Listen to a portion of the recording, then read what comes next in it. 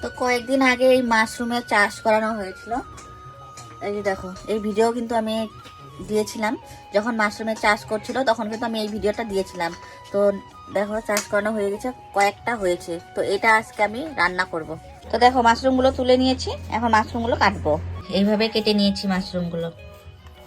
এটা গরম জল দিয়ে একটু ভাপ দিয়ে নেব। সিদ্ধ বসিয়ে দিয়েছি, একটু নুন দিয়ে দিই। সিদ্ধ হয়ে গেছে, এই শাকের মধ্যে নামিয়ে নিয়েছি। কড়াই গরম হয়ে গেছে, কড়াইয়ের মধ্যে তেল দিয়ে দিয়েছি আমি, সরষের তেল। দিয়ে দেবো গোটা জিরে, দিয়ে দেবো তেজপাতা। আমি একটা আলু কুচি কুচি করে কেটে নিয়েছি এইভাবে, এটা দিয়ে দেবো।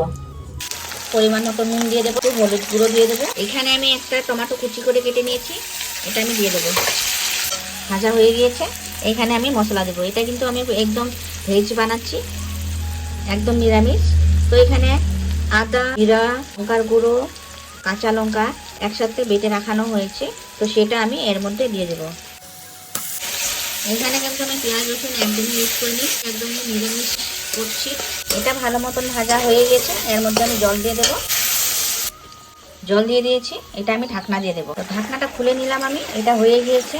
এখন আমি এর মধ্যে দিয়ে দেবো এই মাশরুম, যে সিদ্ধ করে রেখে দিয়েছিলাম আমি মাশরুমটা।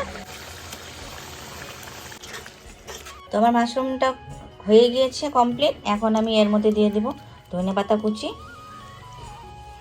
দিয়ে এটা আবার আরেকবার নাড়িয়ে নিই। জানি না, আমিও ফার্স্ট টাইম এই মাশরুমটা রান্না করেছি, আর ফার্স্ট টাইমে খাবো, জানি না খেতে কেমন হবে, খেয়ে তারপর বলছি। তো এই যে খেয়ে দেখাবো এখন, রান্না কমপ্লিট।